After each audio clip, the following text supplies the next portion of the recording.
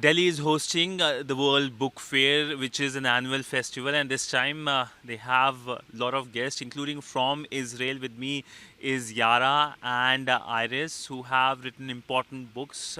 And of course, can speak a lot about the Hebrew or the Israeli literature. Let start about the Israeli or the Hebrew literature with Iris ma'am first. Ma'am, if you can perhaps give us an idea about the key elements of Israeli, the Hebrew literature, and about your books as well. Okay, so I'll speak a little bit about Israeli literature. I'm a children and writing books for children, but also I read a lot of books. So, what is the main issue? Let's, after the October 7, there's a difference in what people are writing in Israel because something happens. But I think Yara can said more about Hebrew literature. I'll speak about what children's books are interested in. In my books, I prefer to talk about reality, how reality meets the fantasy. Most of my texts are dealing with the urban cities, what is like to be when private life meets the community. What is the difference in between, the gap in between? I always research in my writing also my resource, my family roots and what the history of our Jewish people. It's very interesting to me. So I wrote about the World War II, the Holocaust, and not only about immigrants coming to Israel, because Israel is a place that people came from all over the world, so it's like many cultures in it. So the history is very is unique in our places, like in India, and so I most of my writing is to explore the around the reality that when how reality that can be tough sometimes meets the fantasy, and to make a reading comfort, to make compassion in the reader. I want to say things about like not thinking only about myself, to care about others' feelings during while, and to make a reflection during your reading. Okay, so I'm writing a lot many subjects, but the main course of my writing is exploring and making research about the history of our nations, and not and to speak about the private person and the gap between him and the community. What is the difference in between, and to make all the time this conflict and unconflict in himself. Okay. Ma'am, similar question to you. Essentially, how do you see the Israeli literature, the Hebrew literature, and essentially about what should perhaps people read about when it comes to Hebrew literature? Um, I think we are a culture of storytellers. So we have so many stories. Sometimes the cab driver can tell you the greatest story of the day. But we also have a lot of writers. And at the same time, we are a society of immigrants and the sons and daughters of immigrants. So we have the stories of our ancestors in a way. Which is kind of a new phenomena, because in the beginning of Israeli literature, which is not exactly the same as Hebrew literature, which is Israeli literature, we can start at 1948, exactly as you, when we got our independence. And it's mostly written in Hebrew and in Arabic as well, because we have Arabic citizens as well.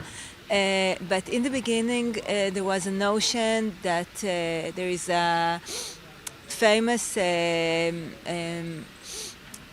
Israeli writer who told the stories of a man who was brought to life from the sea. Like he has no history. He came from the sea. And now we say, no, there was something before the sea. And there are a lot of memoirs right now. People are trying to get hold of truth and history and something very individual that combine the society, because I think we feel the need of truth.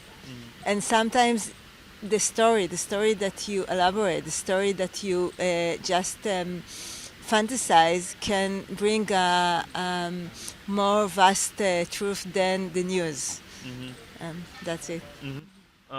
Correct, ma'am. But I have a lot of questions. But one question that is really something that I want to ask is about the Indian literature. How much perhaps you know about Indian literature? Do you read Indian literature? Okay.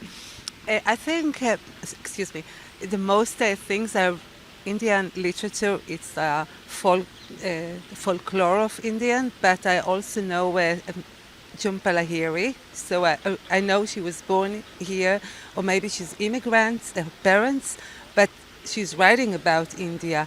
So, but to read India, no, I don't know. I'm not familiar with that.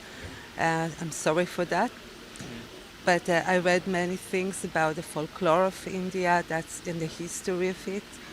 Uh, Ma'am, you in your first answer talked about the conflict impacting your literature. Perhaps if you want to talk about that, yeah, I mean the region you're facing a lot of issues in your region. So how much that impacts your literature in your writing as well? like Yara said before, we are nations of immigrants, so I think most of my writing, I'm looking for my source, my roots, my family roots, and I'm not searching for the true. I'm searching for good stories, for stories that make the connection to our land, to our history, because as Yara said before, like it came from the sea.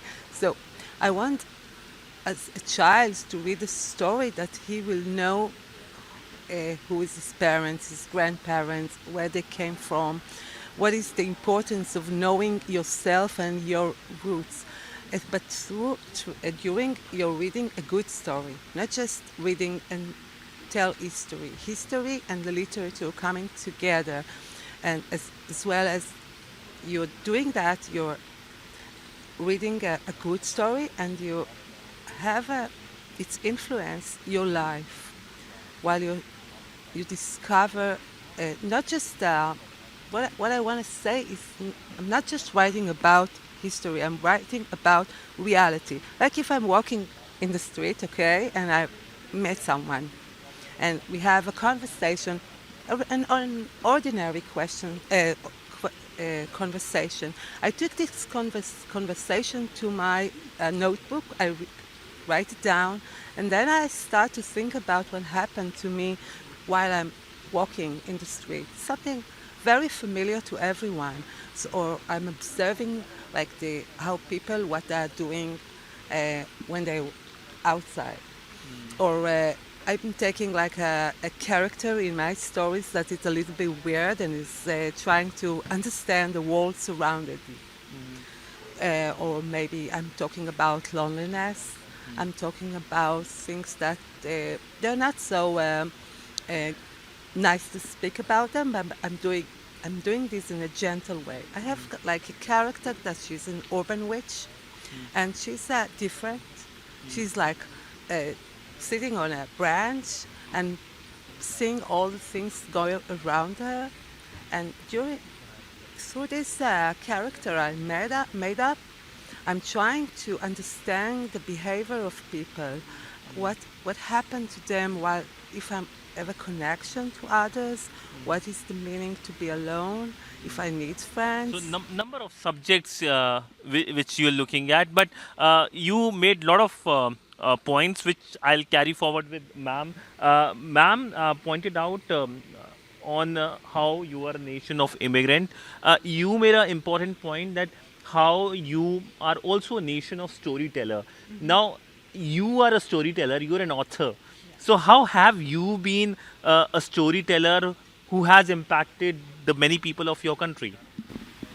I'm not sure how much I have impacted them. You never know as a writer. It's a lonely profession. You write alone. You sit in your room and you write.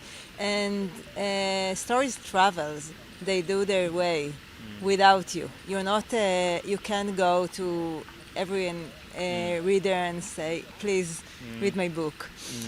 At the same time, I think the thing that I'm really passionate about is the connection between mothers and daughters. I think these are the stories I'm trying to tell again and again. Sometimes you try to tell it more than once because you can't get it right. Something is always slipping. Something is always stays outside of the frame.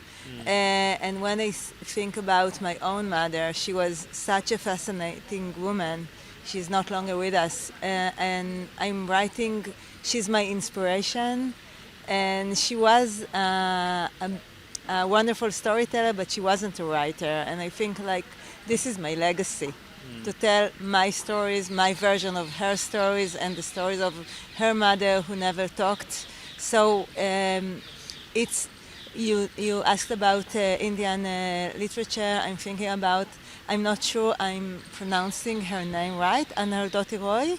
Yeah. She's wonderful, and she's one of my favorite writers. And I think the way she's working with families and history is something that I have learned a lot about it. And the stories, how even sometimes it's not just people telling the stories, it's also the nature is giving you the real stories that sometimes is hushed by authorities.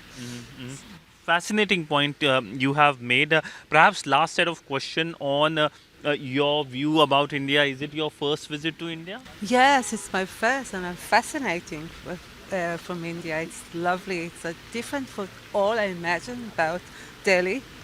It's my first day here, but I'm looking forward to discover and explore this wonderful city.